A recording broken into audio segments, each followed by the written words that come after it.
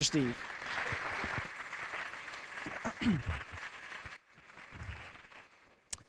Thank you very much, Abuna. We'll start in the name of the Father, the Son, and the Holy Spirit, the one God, amen. By now, I'm sure everyone here is aware of the recent tragedy that took place last week in a church in Alexandria, Egypt, on New Year's Eve, where 2 bombs went off outside of the church as the service was ending, resulting in the death of 21 at the time Christians. Now it's raised and the number has shot up to 23 Christians dead and over 90 people injured. And this event, unlike any other, has stirred up so many emotions in people. We've never seen the response and the reaction to an event such as this, like we've ever seen before. All over the world, people are responding, from world leaders to presidents to popes of other churches, to everyday people. Everybody's responding with a certain emotion. Some people are very angry. Some people are angry at what happened, angry at the situation, angry at the response, angry at the people behind it, angry in general. Other people are saddened at the loss of life, saddened at the situation, saddened of the hopelessness that it seems is in that situation, saddened and grieved for our church. But the overwhelming feel of the people in this room, if I could just speak for you all for 1 second, is not anger and is actually not sadness. We may have those, but the overwhelming feeling that I have, and I think most of you have, is genuine confusion. Confusion of, okay, where do I fit in? What's my role? Yeah, that's really sad. Yeah, that's really bad. What am I supposed to do? What's my responsibility? Do I have a responsibility? Do I have a role in the solution? Am I a part of the solution at all? What is going on, and where do I fit in? And when I was thinking about a story in the Bible, there's actually a woman in the Bible who went through this exact same feeling and this exact same emotion in a very, very similar situation. And the reason I bring up this story is because the parallels of this story and our situation today could not be any more clear. That if I gave this story and gave the 2 stories to little children, they could see the parallels between this woman in the Bible and our situation today. That woman's name is Esther. And Esther, if you all remember her story, she was a Jew living in a faraway land away from her people. She had moved and gone to a different country, a different empire, and was living away from the majority of her people, and had left the homeland of her people. And she was living in a very powerful empire, very powerful country.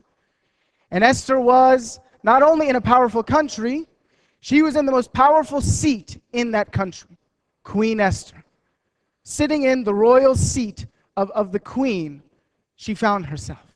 So Esther now is sitting in the most powerful seat, in the most powerful city, in the most powerful country in the world at the time. And she gets a visit from her uncle Mordecai, and Mordecai gives her some alarming news. He says, Esther, your people, the homeland of our people, is going to be wiped out, is going to be destroyed. Your people, your blood, your relatives, your family, your friends, your faith is going to be extinguished. Is going to be gone forever. They're going to be annihilated. They're going to be destroyed. They're going to be killed and brutally massacred. They're finished. So Esther says, wow, that's terrible news. That's so sad. And my people and all this stuff. And then she thinks to herself, okay, like what am I supposed to do? I'm thousands of miles away. I have my own life. I have my own situation. What can I do? My hands are tied. And Esther, for 1 second, says, maybe I'll just stay quiet and sit here in the palace, and I'm just going to really, really hope something good happens. Or actually, you know what? I'm a woman of God, so I'm going to pray that something good happens. Yeah, that's the best thing I'll do. And she tells that to Mordecai. And Mordecai, thank God for Mordecai, he says something very wise to Esther. He says one message to her that I hope is our message for today. And we're going to get into a bunch of stuff about the situation. But this is our message for today, and it doesn't come from me, and it doesn't come from anyone but Mordecai himself and from God himself. He says to Esther in chapter 4, verse 14, he says, for if you remain completely silent at this time, Relief and deliverance will arise for the Jews from another place, but you and your father's house will perish. Yet who knows whether you have come to the kingdom for such a time as this? Translation, listen, Esther, my hope is in God, and God is my deliverer, and God is my refuge, and I trust 100% in God, and God is the one who's behind everything, and God is going to rescue his people, and God is going to be glorified, and God is our refuge, and God is an ever-present help in time of trouble. Don't think I need you. But if you turn a blind eye and a deaf ear to this moment, you will have lost all the blessings that God has in store for you. You will have missed out on the opportunity to see the glory of God, to see the work of God, to see the wonder of God, to see the salvation of God. Esther, don't you see? Maybe God brought you to the most powerful city and the most powerful seat and the most powerful country for such a time as this. Don't miss your chance. That was the message of Mordecai, and it rang very true back then, and Esther heard the message of Mordecai. I think we can see the parallels here. The parallels for us as Coptic American people, as people living in, let's see, country. Okay, most powerful country. Where do we live in the country? Oh, the most powerful city in the most powerful country in the world, with all of the talents and abilities and opportunities and money and doors open for us to do great things. For us personally, for us as a group, for us as a church. Every door is open to us. So many opportunities for us are sitting here. The parallels run deep because our trust is in God. And just like Mordecai said, God will take care of everything. God will, and our trust is always in God. But what if God put us here for such a time as this? That's kind of what we want to look at today, is what is my role? What is my response? How can I use all the opportunities, all of the abilities I've been given, and do something about the situation going on in Egypt? But before we get into that, because a lot of times we like to, something like what happened on New Year's Eve happens, and we say, yeah, and I'm going to get involved, and I jump in, and I know nothing about anything. And it's always like, I always think back when I first bought our house, when me and my wife moved into our house. And I thought I was going to be Mr. Homeowner, Mr. HOA guy, and I was going to be Tim the Toolman Taylor. That was always my dream. And I went to Home Depot and bought the funny tool set and the little belt that clips on, and then, I said, I'm going to fix everything. And sure enough, the first problem that came was like a problem with the toilet, like a plumbing problem. And I said, sweetheart, God has brought me here for such a time as this. I'm going to fix the toilet. Get out of my way. She looked at me and says, you're an idiot. You know nothing about anything. Call the plumber and fix it and call an expert. So then I walked my tail between my legs and I called the plumber, and he came and fixed it. How could I fix the toilet if I knew nothing about the toilet? I can pretend I knew everything about it. I could claim I know everything about it. But until I understand the situation, until I understand the problem, until I understand the solution, I can't do anything about it. It's the same thing here. A lot of us read a lot of news stories. Hey, we were great at putting every video known to man on Facebook about what happened last week on New Year's Eve. But what do we really know about the problem? Is this a new problem? Is this an old problem? Was this an isolated incident, or is this happening recurring? Is this, who's doing it? Nobody even knows who's doing it. Was it bad people trying to hurt us, people trying to hurt Egypt, trying to hurt the country, trying to hurt the Christians? What is the context behind what happened and the situation behind the events, the recent events in Egypt? That's what we want to look at very, very briefly. Okay, and I want us to see that I'm not giving my opinion of the situation, because there's no place for my opinion. There's actually no place for anyone's opinion in this. What we want to see is factual information about what is going on. I don't want to hear what the Egyptian government tells me is going on. I also don't want to hear what Steve Messeh says is going on. I want to see numbers. I want to see facts. I want to see information today about what is going on. And then I can come up with a reasonable solution. And then I can determine how my role is to get involved and what I can do to get involved. So let's look at a couple different things. The first thing we need to understand is every time we hear this term persecution in Egypt, and people use this term and we throw it out all the time, and we use all these different, we say people are being persecuted, people are being discriminated against. What does that mean?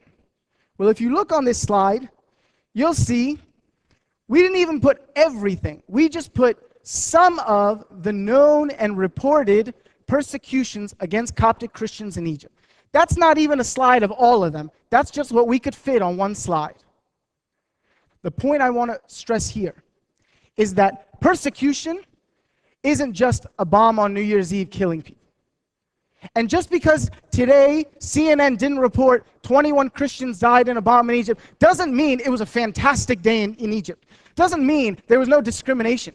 Doesn't mean there was no hate. Doesn't mean there was no crime committed against Coptic Christians. Don't think for 1 second that because CNN stops reporting about the Alexandria attack, that there isn't a discrimination today against the Coptic Christians over there. Persecution in Egypt takes so many different forms and so many different shapes that we can't even list all of them on one slide. And another thing is, this is just what's known. This is just what's reported and identified. God only knows what's not being reported and identified. So as you can see here, there's discrimination, there's persecution in every part of life in Egypt for the Coptic Christians. But we just want to focus on a couple and just highlight a couple just to give you an idea of what's going on there and the different forms of persecution that the people over there are facing. Let's talk first about discrimination in worship. Discrimination in worship. What you'll see here is a chart that we made between the differences between the Muslims, which is the majority group in Egypt, and the Christians, and some different statistics going on. How many places of worship are there in Egypt for Muslims to worship? Approximately 93,000 mosques. How many churches are there? 2,000. That's approximately, let's say it's 100,000 mosques. That's 2%. 2% of the places of worship in Egypt are Christian churches, as opposed to 98%, or close to 98%, are Muslim mosques. Well, okay, that'll make sense if the Christian population is 2%, right? Well, it's not. It's much higher than that, and we'll go into that in a second. Okay, then, why don't we build more churches? Like, come on, people, let's get with the program here. Every church, every time we see a video from Egypt, how many people are, people are on top of people in churches. Let's build more churches, right? Come on, let's think logically. Well, see, if only it was that easy. Because in order to build a church in Egypt, imagine with me for a second, in order to build a church in Egypt, it requires a permit from none other than the president of Egypt, Hosni Mubarak. So imagine with me for a second, tomorrow, Abu Bishoy decides, you know what, we need to build another church here in Fairfax. We need to build another satellite church or something. Okay, and we build all the plans and get all the contractors and everything ready, and then everything's ready. And we say, wait a second, it needs to get in front of President Barack Obama, and we need his signature. Does that make sense? Is that ridiculous to anyone else but me? The presidential permit is not something easy to get, can often take months and months and months if you get it at all, is many, many times denied for the most minute things. You think the Fairfax County Board of Supervisors and stuff? Go try to get a presidential permit to build a church in Egypt. That's why our churches are packed with people, with thousands upon thousands of people. We can't build churches. Okay, I got a better solution then, since we can't build churches. Let's make our churches the most beautiful churches in the world. Let's make sure that they're clean and nice and taken care of and maintained and fixed up and repaired. Oh, that's great. That's a good idea. Is that easy? Do you know in Egypt, for the simplest repair or maintenance in a church, you need the approval and permission of the local governing body of the city where that church is located? Imagine with me for a second that the toilet over here, the toilet here in the bathroom, is flooded. Here in America, what would I do? In this church, we call Uncle Amin, right? Uncle Amin would drive over in 20 minutes, and somehow he's got a much cooler tool set than I do, and he pulls out the thing, and in about 30 minutes, it's done. Fixed. Great. In Egypt, can I call Uncle Amin? I can call Uncle Amin. Can he do anything? Nope. Nobody can touch that toilet until the Board of Supervisors, whatever governing body in that city, says, okay, you can begin to fix that toilet. Is that ridiculous? What is that? Is that suppressing people's worship? Is that suppressing people's attitude towards church? Is that trying to suppress their desire to worship God? You can form your own conclusions. That's discrimination in worship as far as like the church buildings. Now let's kind of get into a legal look into the discrimination in worship according to the law. And we come from a background where the law should be equal. The law should be fair, right? Everything in Egypt shows an unfairness in the laws. Laws that are targeting Christianity itself. Laws against conversions to Christianity. A Muslim converts to Christianity. Is he welcome with open arms? Absolutely not. We have instances of people in this church that have come to America because they have converted from Islam to Christianity and are fearful for their life, are being chased after by the government themselves.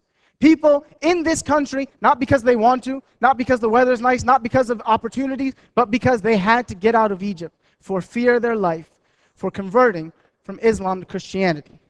Okay, well then hopefully that's the same way. When a Christian wants to convert to Islam, hopefully they're tormented too, right? Absolutely not. They're given incentives, they're given benefits, they're encouraged, they're welcomed. The government even restricts who you can marry. As a Muslim woman, you cannot marry a Christian man for obvious reasons that you would have to take his faith. All of these are discriminations in worship. All of these are meant to suppress the desire to worship God in a Christian way. Let's move away from worship for a second. Okay, religion, it's a touchy subject. Let's get into society itself, right? Because you can say whatever you want about religion. Society should be equal. Society, man versus man, and this should all be equal, right? Let's look at some statistics. I'm a numbers guy, and I like to look at numbers. As I was saying, the Christian population in Egypt, depending on who you talk to, is between 10 and 12%. And that's a low estimate. And even I went with the very low estimate of 10%. So 10% of the population in Egypt is Christian. 90% is Muslim. So it would only make sense that the elected officials and representatives of the people in the parliament should equal around 10%, right? That's just, that's fair. What do we see in parliament, in the Egyptian parliament? We see less than 1% of the elected officials and representatives who are representing the people are Christian. Compare that to in the United States of America. We have a similar minority is the African American minority, which numbers about 10% of the population in America. Okay, let's look at the United States Congress. The U.S. Congress that just concluded, not the new Congress that just came in, the previous Congress, had 42 African American members out of 420. What percentage is that? You carry the zero. Oh, that's 10%. That makes sense. Not including the President of the United States, who's African American.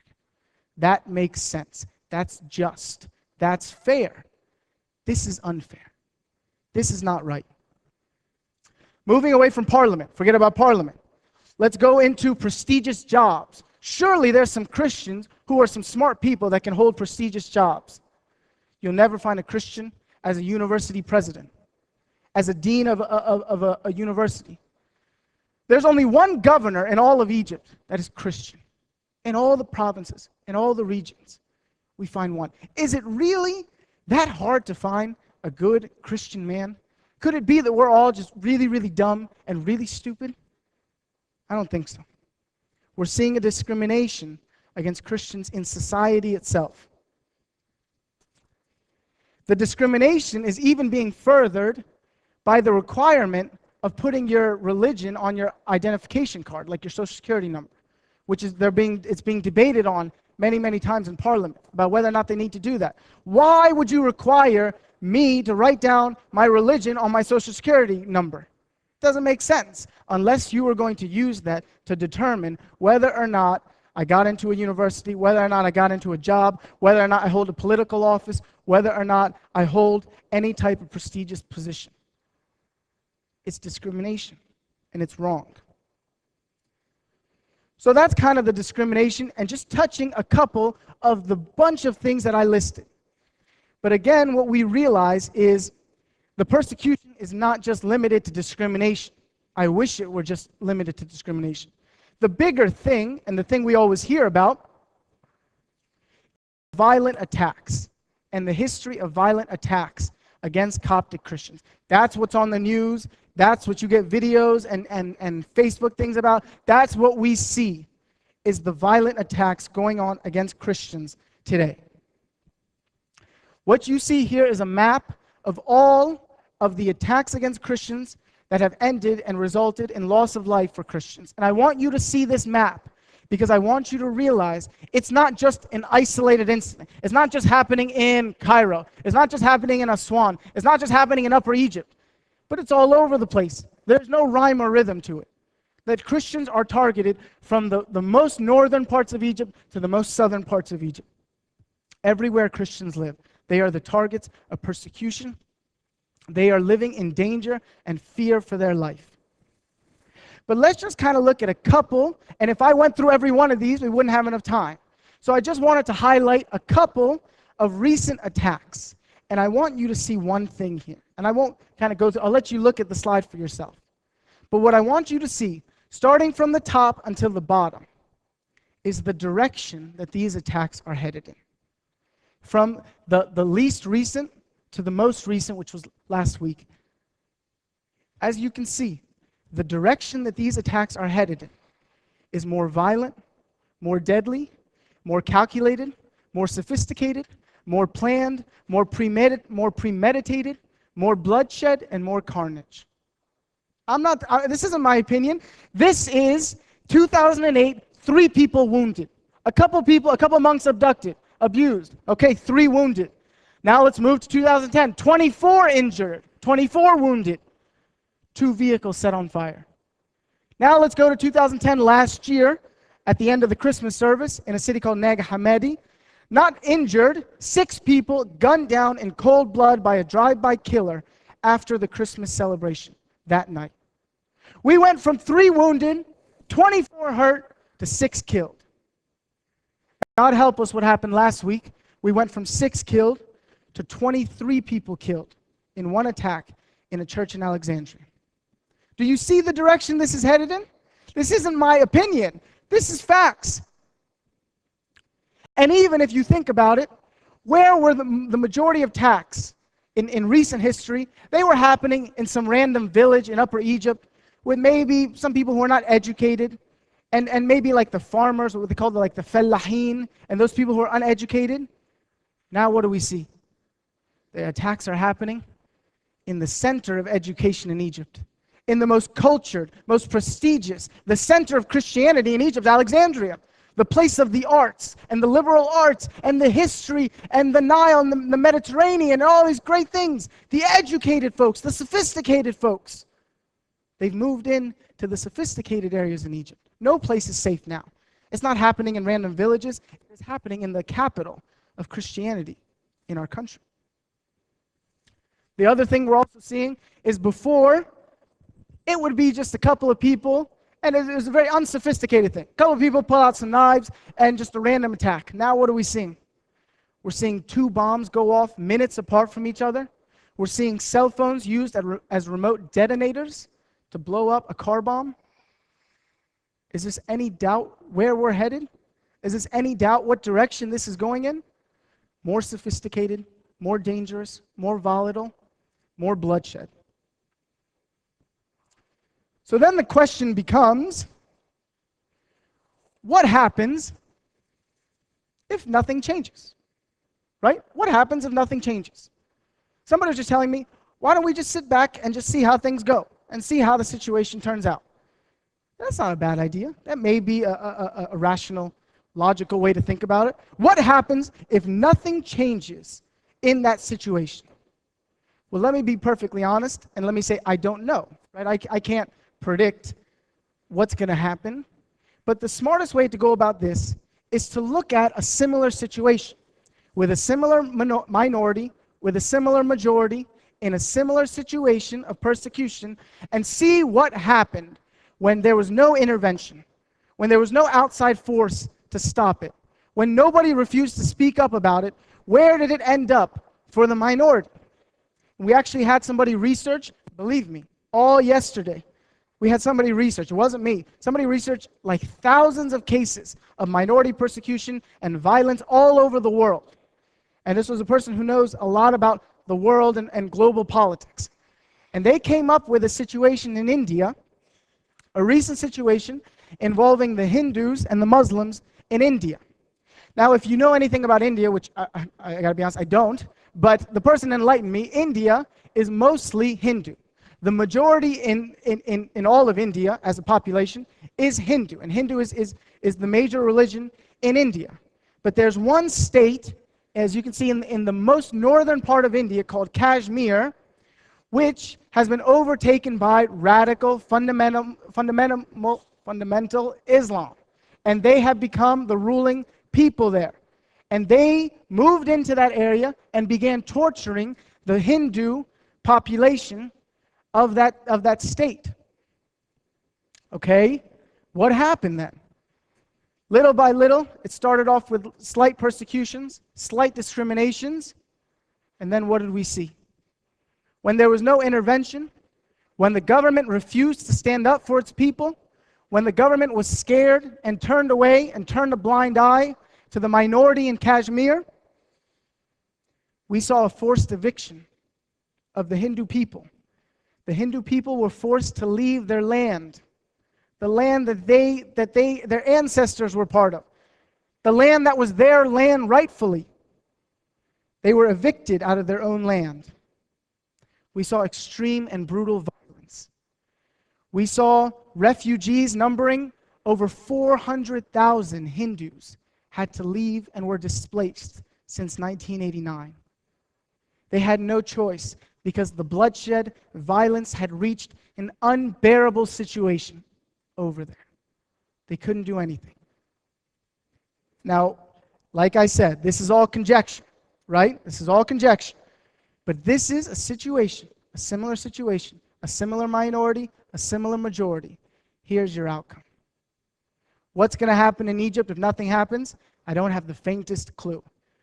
But are you ready to find out? Are we willing to take the chance to find out what could happen based on this? So now moving into how did we get here, right? This is a fair question. Okay, that situation's not good. How did we get to this point? I would like to assess blame on somebody. Who can we blame? How did we get to this point? Surely there must be a system in place in Egypt that is equal and fair, and there must be a good system that came about from the government, right? All it takes is one look at the Egyptian constitution, and here's your answer. There's a great system in place, right? The Egyptian constitution defends the rights of all people. You look at Article 40, and it says, all citizens are equal before the law. They have equal public rights and duties without the discrimination between them due to race, ethnic origin, language, religion, or creed. Well, that's great. Good for Egypt. Good for the government. They've set a great system in place to make sure that everyone is fair and everyone's treated fairly and equally. A little bit deeper into that system, what you find is the system that is written down, the system that is shown to the world, the system that is paraded in front of the Western world and the civilized world is not the system that is in place in the daily lives of people in Egypt. Let's look at it a little bit. How did we get here? What we saw was discrimination in policies. We went over that, right? Unequal conversion laws. Muslims to Christianity, Christianity to Muslims. Is that equal rights in disregarding religion? Absolutely not. Is that equal treatment disregarding religion? Absolutely not. The unequal application of law. What do we see in Egypt? We see Christians being arrested for the most minor offenses, being jailed for years for the most minor offenses. Do you know that a Christian man in Egypt can be thrown in prison without question for having his store open, for having his restaurant or cafe open during Muslim fasting, such as Ramadan? Unfair arrests and imprisonment. That's not equal rights for equality. That's not equal rights disregarding religion. And we see unequal representation. We just showed the numbers. That Christians number less than 1% of elected officials in public office. Is that equal rights? Is that equal opportunities? Absolutely not. So how did we get here also? What are some of the ways that the Egyptian government has failed in transferring that system into the everyday life? We see a lack of prosecution. Do you know that, if you all remember, in 2000, there was an incident I didn't put on the screen in El Kush, in a village in Upper Egypt, where 21 Christians were killed. Do you know that the Egyptian government, in order to appease the Christians, arrested what seems like, very haphazardly, like 90 people, and said these guys are involved in what's going on? Do you know, a couple years later, in 2004, the Egyptian courts acquitted 94 out of 96 people that were supposedly involved in the massacre of 21 Christians. So you're telling me nobody had a hand in this? The 21 Christians just died randomly? Is that possible? Prosecution for violence against Coptic Christians. We see in the media, the Egyptian government has failed to control its own media. Many forms of media are controlled by the Egyptian government and are speaking out against Christians. And the government has done nothing to stop them, has done nothing to suppress those messages. Actually, quite the opposite. They're encouraging such talk. They're encouraging the talk of some extreme Muslim leaders who on Friday afternoons spill hate speech in their mosques. They're encouraging this quietly behind the scenes. Appeasement for violence against Christians. I'm just highlighting some of these.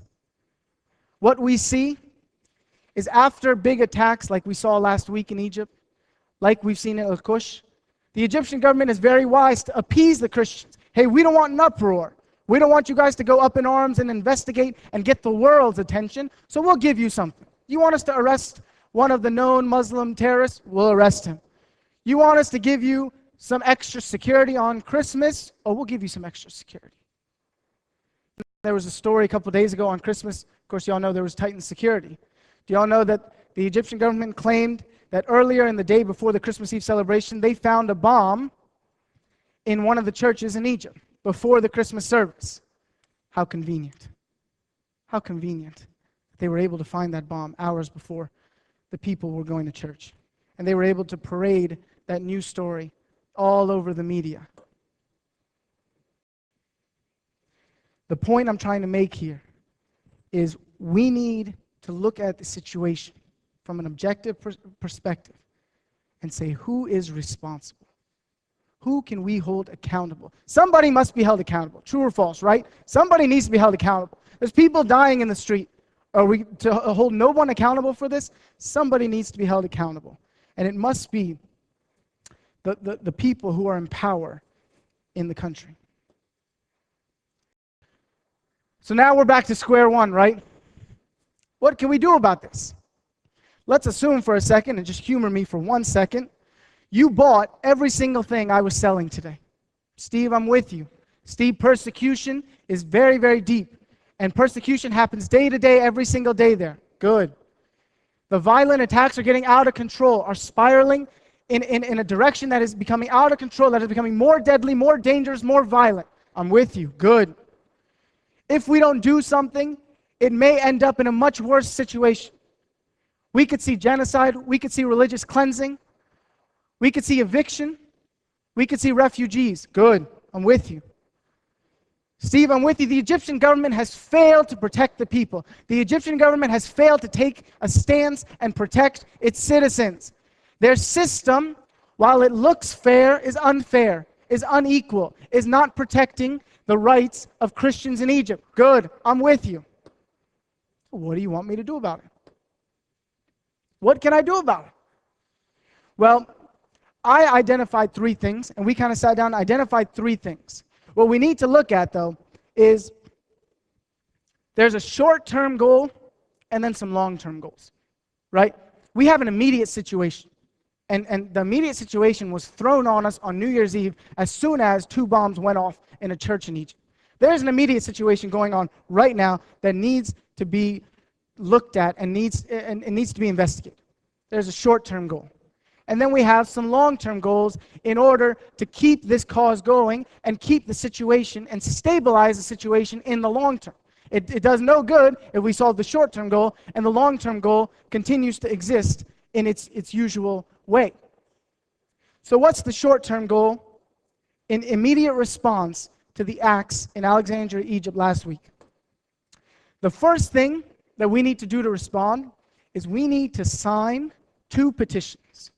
One petition that has actually been written by the church, by His Grace Bishop David, asking the United States Congress to hold a congressional hearing to investigate the situation in Egypt and to determine an appropriate response from the United States Congress.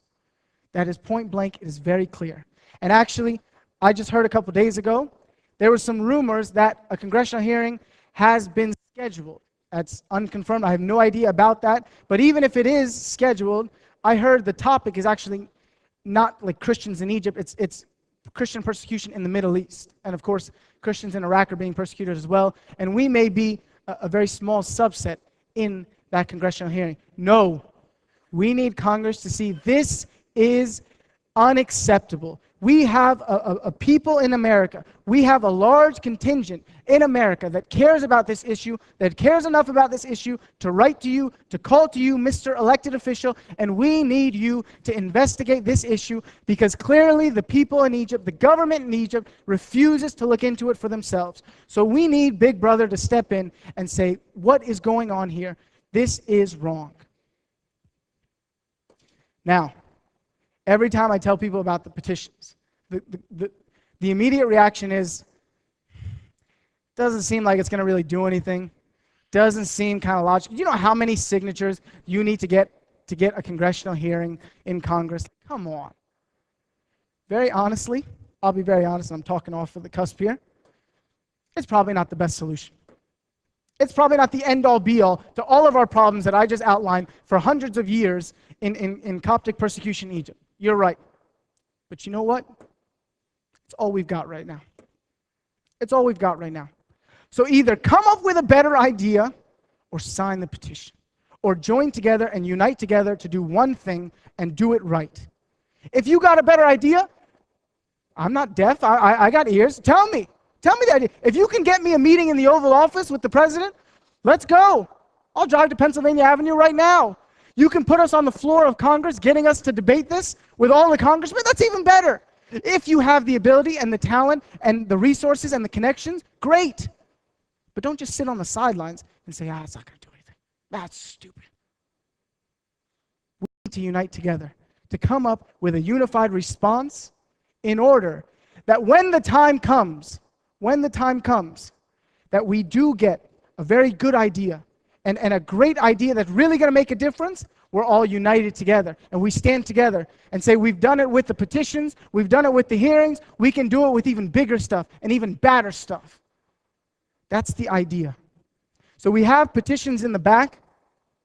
We need each person to sign the petition. The U.S. petition is actually in the back. The letter to Congress that was written by His Grace is in the back. We need people to sign it. The UN petition is actually an online petition that started from a group in New York who are petitioning the United Nations to hold a meeting concerning the situation in Egypt. You can find that online. If you don't know where to look, you can feel free to ask me or any one of the people in the back today. We need people to sign those petitions. The second thing is we need to start educating ourselves and educating others.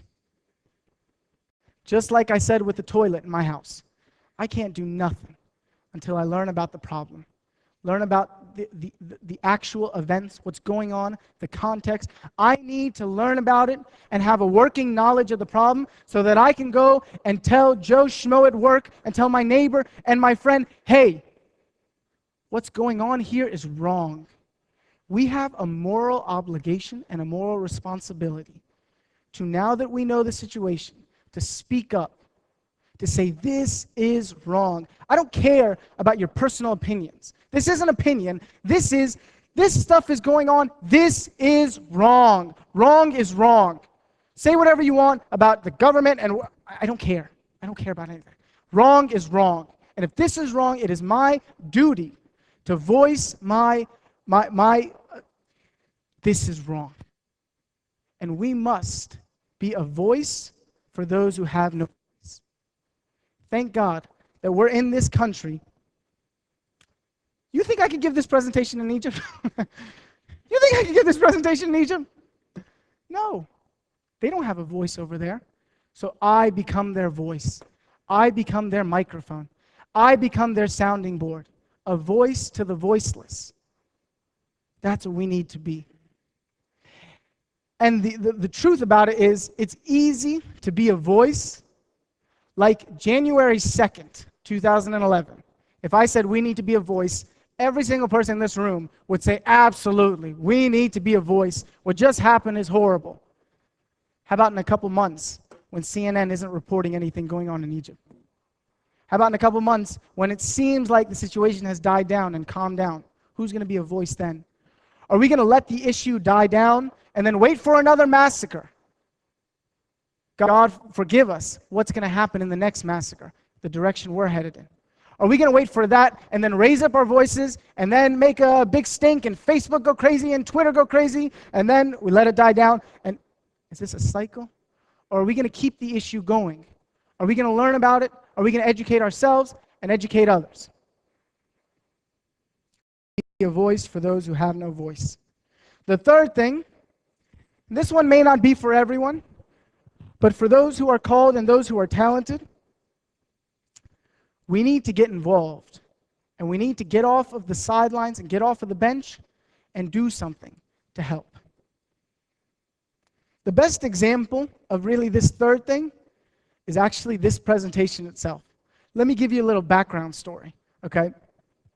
After January 1st, the events in Alexandria, I started reading about it and started thinking about it. I said, this is wrong. That's really bad. And you see videos and pictures, these people, it's terrible what's going on. And I started talking, I talked to my wife, talked to some friends, we said, this is really, really bad. And we need to do something. And little did I know, there was a group of other people, a group of other friends.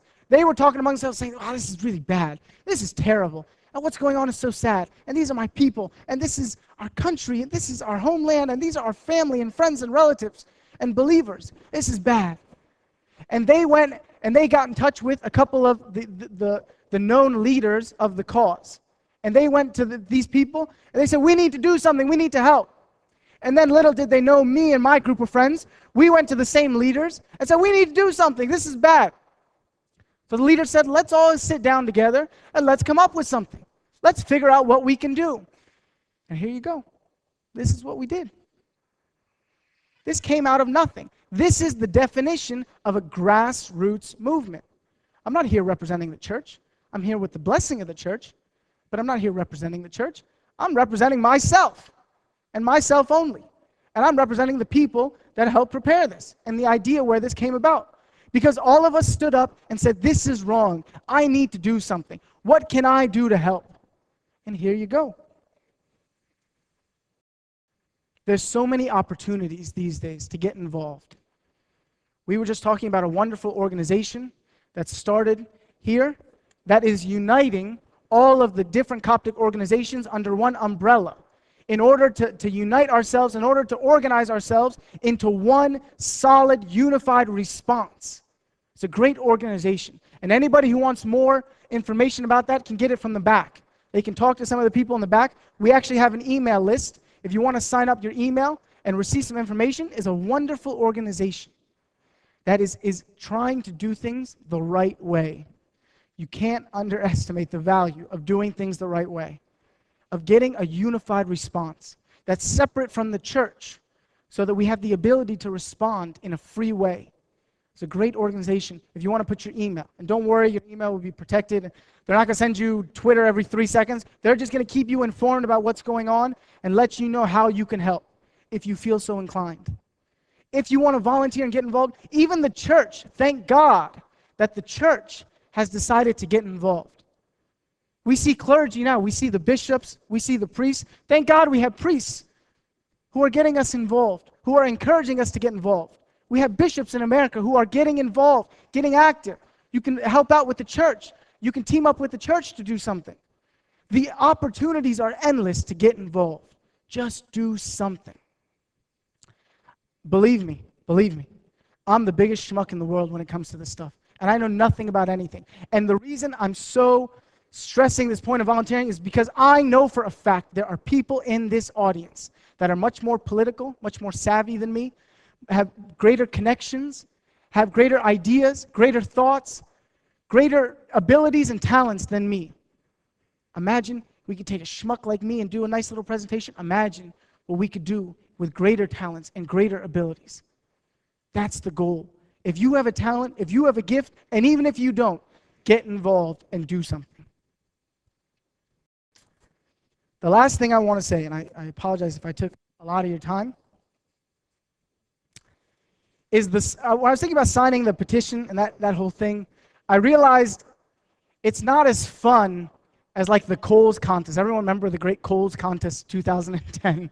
Okay, it was the Great Coles Contest, and it was fun, and it was Facebook, and it was $500,000, and it was these big checks, and all of these things. That was a lot of fun. This isn't fun. So then I started thinking about the Coles Contest. Let's play a little numbers game, if you will. I'm a numbers guy, okay? So just humor me for a second. Let's play a little numbers game involving the Coles Contest. Actually, let me ask my brother. My brother was the one in charge of the Coles Contest. How many total votes did the Good Shepherd Christian Academy get on Facebook? Did you guys hear that? Okay, we rehearsed it a little. Okay, we pretended like we didn't. We rehearsed it a little. I'm sorry. Okay, he was smiling. I'm sorry. He was smiling. Okay, I got the acting genes in the family. He didn't get the acting genes. 146,000.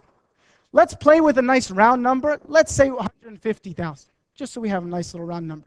If you remember on Facebook, each person could vote 5 times. So that was 150,000 votes, meaning divided by 5, 30,000 people voted 5 times. We're just assuming every single person voted 5 times for the Good Shepherd Christian Academy.